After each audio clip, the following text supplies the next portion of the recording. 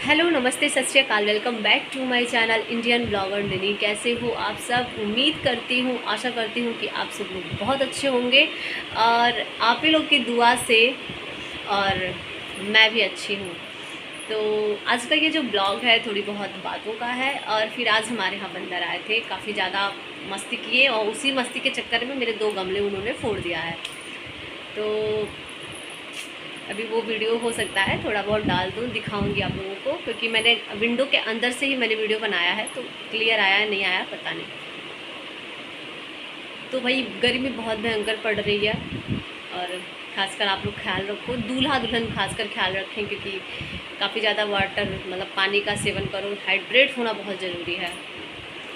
इतनी भयंकर गर्मी में आपको तो बचाव करना ही पड़ेगा, सभी लोग करो, ज़रूरी नहीं है दूल्हा दुल्हन, क्योंकि शादी का सीज़न भी तो चल रहा है। मैं आपसे थोड़ी सी कुछ ऐसी बातें करना चाहती हूँ जो शायद आपको ज़िंदगी में कभी काम आ सके। हालांकि मैं भी कभी अपना बड़ी होके और भी बड़ी होके मतलब बुढ़े हो जाऊँ या कभी भी अपना ये वीडियो देखूँ और उस समय मेरा भी सिचुएशन ठीक ना हो, तो इस वीडियो को मैं देख के, अपनी ही बातों को देख के फिर मैं समझ सकूँ कि हाँ मैं क्या हूँ, मेरे अंदर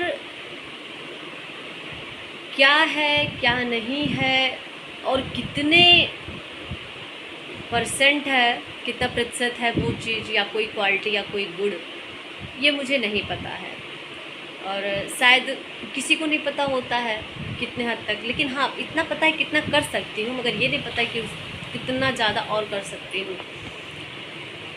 एक चीज़ है कि बचपन से लेके आज तक की एक बात बहुत कॉमन है मेरे अंदर, मैं लालची नहीं हूँ। बहुत ही कॉमन है और ये शायद मेरे घर वालों की गुणों से ही मुझे मिला है। मैंने कभी किसी चीज़ का लालच नहीं किया है और मैंने ऊपर वाले से कभी ऐसा कुछ मांगा नहीं जो मतलब कि जिसके लिए सर फोड़ दूँ अपना कि नहीं मिला तो ये वो। छोटी चीज़ें मैंने मांगी है कि जैसे एक बचपना टाइप का, भगवान गांव पे रहते थे तो बिजली नहीं रहती थी, तो मैं कहती थी कि हे भगवान प्लीज़ बिजली आ जाएगा तो कपूर जलाऊंगी, ये मतलब मेरा किताब मिल जाएगा तो कब। एक छोटी सी मेरी बहुत ऐसी मन्नत होती थी जो पूरी हो या ना हो कोई फ़र्क नहीं पड़ता। मैंने कभी दिखावे का नहीं सोचा, कभी भी मैंने कोई दिखावा नहीं सोचा। उसका रीज़न ये था कि वो क्वालिटी मेरे अंदर नहीं थी। मैंने यंग लोगों से ज़्यादा मैंने ओल्ड लोगों के बीच में रहना पसंद किया। बचपन में मैं दादी के साथ थी और शायद उसी वजह से मुझे ओल्ड वुमेन या ओल्ड मैन जो भी कह सकते हैं, बूढ़े दादा दादी चाचा चाची जो भी लोग हैं, बूढ़े लोग, उनसे लगाव हो गया। क्योंकि लोगों की बातों को सुनना, उनको समझना और उनसे अपनी अपनी बात कहना मुझे बहुत बेहतर लगता था। उनसे कुछ ऐसी चीज़ों का मुझे ज्ञान हुआ था कि जो तजुर्बा आपकी ज़िंदगी में कभी ना कभी आपके सामने आएगा। भले ही दुनिया आधुनिक हो गई है, भौतिक हो गई है, लेकिन अध्यात्म कहीं ना कहीं बाकी है। उसी प्रकार से कि भले ही मैं कैसी भी हो जाऊँ, कैसा कुछ भी करूँ, लेकिन जब मेरा भी वो समय आएगा तो ज़रूर क्या होगा कि मेरे भी साथ वो सारी तजुर्बा तब फिर मेरा काम करेगा।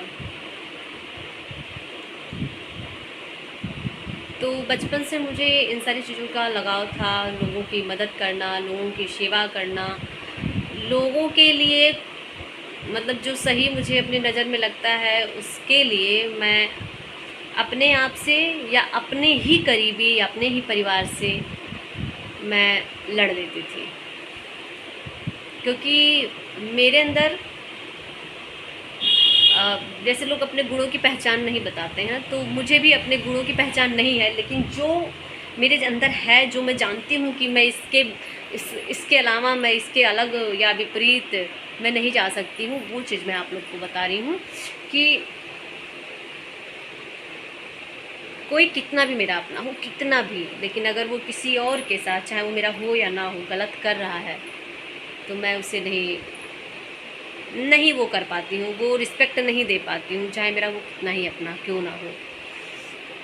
तो इसे आप चाहे गुण कहिए, अवगुण कहिए, या जो भी कहिए, इसकी वजह से मुझे अपनी ही फैमिली में काफ़ी ज़्यादा प्रॉब्लम का मतलब कि प्रॉब्लम झेलनी पड़ती है कि मतलब इस तरीके से हो और ऐसे क्या है वैसे क्या है। लेकिन है तो है, वो क्वालिटी आप में नहीं है मगर वो क्वालिटी मेरे में है। वो क्वालिटी और किसी में नहीं हो सकती जो वो मेरे में है। भाई मैं लोगों के लिए, मैं खुद के परिवार से लड़ लेती हूँ, खुद के परिवार के लिए लोगों से लड़ लेती हूँ। नज़रिया में देखती हूँ, जो मुझे सही लगता है मैं वहाँ पे भेदभाव नहीं कर पाती कि ये है इनका बच्चा या उनका है, ये उनके घर की है, ये उनके घर की है। नहीं, मेरी नज़र में जो कुछ भी है सब कुछ समान टाइप का है। अगर कुछ लोग हैं जिनको मतलब कि लड़कियों में काफ़ी प्रॉब्लम नज़र आती है, जैसे कि मेरे अंदर भी सबको बहुत सारी बुराइयां नज़र आती होंगी, लेकिन पता नहीं कहाँ पे थी तो भूल गई। हाँ, तो लड़कियों में काफ़ी लोगों को प्रॉब्लम नज़र आती है, मेरे भी अंदर लोगों को आती है, क्योंकि मैं थोड़ा सा अग्रेसिव बहुत जल्दी हो जाती हूँ। मेरे अवगुण यही है, डिसीज़न मैं तत्काल लेती हूँ, जो कि रॉन्ग भी हो जाता है, राइट भी हो जाता है। कुछ दिनों से मुझे नींद ना आने की वजह से थोड़ी बहुत प्रॉब्लम हो रही थी, नींद की प्रॉब्लम, थोड़ा सा कहीं और का टेंशन, कहीं और का टेंशन, ऐसे ऐसे करके फ़िलहाल मैं एकदम से उन सारी चीज़ों से झेल गई थी। मुझे बाद में रियलाइज़ हुआ कि मैं उन सारी चीज़ों में फंस रही हूँ जिन चीज़ों का मैंने कभी महत्व ही नहीं किया है। मैंने कभी किसी ऐसी चीज़ों पे मैंने ध्यान नहीं दिया जिसका अब मैं ध्यान दे रही हूँ। जिन चीज़ों के लिए मैं बनी ही नहीं थी, उन चीज़ों में मैं जब जाऊँगी तो फाइनली मेरी तबीयत ख़राब होगी। और वही चीज़ मेरे साथ हुआ। जो बातें मेरे लिए नहीं बनी थी उन बातों पे मैंने केयर किया, क्योंकि मेरा जो व्यक्तित्व था उन बातों से बहुत अलग है। मुझे अक्सर लोग उस तरीके से देखना चाहते हैं जैसा उन्हें पसंद है कि ऐसे पहनो, ऐसे रहो, ऐसे करो। भाई, आपकी पहचान आपके व्यक्तित्व के हिसाब से है। मेरी तो पहचान मेरे व्यक्तित्व के हिसाब से रहने दो, कि अगर आपने 4 व्हीलर गाड़ी से चल रहे हो तो वो आपकी पहचान है, और अगर मैं पैदल चल रही हूँ तो वो मेरी पहचान है। लेकिन लोगों ने, अगर आपके पास है तो भी आपको बोला जाएगा, नहीं है तो बोला ही जाएगा। हेल्प किसी तरफ से नहीं किया जाएगा। आपको हमेशा डिसअपॉइंटेड करने का समाज ने ठेका ले रखा है। हर जगह कुछ भी हो जाए आपको वो डिसअपॉइंटेड करते ही रहेंगे। कभी भी आपको ये आपको स्पेशल वो नहीं फील करा सकते हैं कि आप भी एक बेहतर इंसान हो इन सब में से। आप एक्चुअली में उन सब से अलग हो जो यहाँ पे बहुत सारे लोग बैठे हैं। इसका फील नहीं कोई कराएगा आपको लोग ये फील कराएंगे आप इतने अलग हो जिसे समाज की ज़रूरत नहीं है। आप इतने अलग हो जिसे कोई बात नहीं करना चाहता है। आप इतने अलग हो कि आपके यहाँ आने की औकात नहीं है। मैं कहना चाहती हूँ, अगर मैं अलग थी या मैं अलग हूँ तो मैं इस पृथ्वी पे भी तो नहीं आती। लेकिन मैं किसी का दिमाग नहीं चेंज कर सकती, और ना ही मैं किसी के हिसाब से खुद को चेंज करूँगी। मेरी जो व्यक्तित्व है यही एक ना एक दिन मेरी पहचान बनेगी। आज भी मेरी कुछ दोस्त हैं जिन्होंने मुझे बचपन से अभी तक उसी तरह देखा है। मैंने कभी भी उनके सामने अपना वो नहीं कहा कि ये है, वो है, ऐसा है, वैसा है, क्योंकि मुझे उससे कोई मतलब नहीं है। वो मेरा नहीं है, कुछ भी नहीं है मेरा। हम हमेशा ये कहते हैं कि मेरे पास मेरा कुछ भी नहीं है। जो भी है यही मेरे शब्द हैं, चाहे ये आपको प्रेम दे या आपको दुख दे। जो भी कुछ है सिर्फ मेरे शब्द ही है मेरे लिए। मेरे कर्तव्य हैं जिससे मेरी पहचान होगी, ना कि मेरे पास मेरे डिग्री से मेरी पहचान हो, मेरे परिवार वालों की इमेज से मेरी पहचान हो। सिर्फ मैं उनके घर की बहू, बेटी, लड़की जो भी कुछ हूँ उससे मेरी पहचान है कि इनके घर की हैं। बस मैं अपनी पहचान और इससे ज़्यादा नहीं जानती।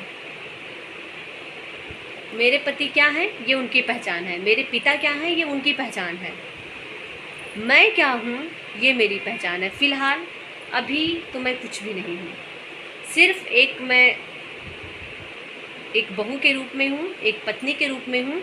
और जहाँ पे मुझे बेटी का दर्जा मिला है तो मैं ये गर्व से कहती हूँ कि मैं यहाँ पे अपने ससुराल में एक ऐसी बेटी के रूप में हूँ जो शायद हर सास ससुर को अपने बहुओं के लिए ये नज़रिया रखना चाहिए जो मेरे सास ससुर ने मेरे लिए रखा है। मुझे सास ससुर कहने का मन नहीं करता है, क्योंकि ऐसा कुछ मैंने अभी तक देखा ही नहीं कि इनके अंदर वो चीज़ें हों। सास ससुर को लोगों ने बदनाम कर रखा है, हालांकि हैं कुछ लोग ऐसे, कुछ लोग के माँ बाप ऐसे हैं, कुछ लोग के सास ससुर ऐसे हैं, कुछ लोग की बहुएँ ऐसी हैं। लेकिन ऊपर वाले का शुक्र है कि मेरी ये जो दूसरी ज़िंदगी है इसके रिलेशन में कोई प्रॉब्लम ना आए। और इसका शुक्रिया इसलिए है क्योंकि उसने जो भी दिया मेरी सोच से मुझे बहुत ही बेहतर दिया। अभी भी ज़िंदगी में उसी के हाथ में सौंपती हूँ और उससे ये विनती करती हूँ कि जो भी देना बहुत अच्छा देना। Thank you.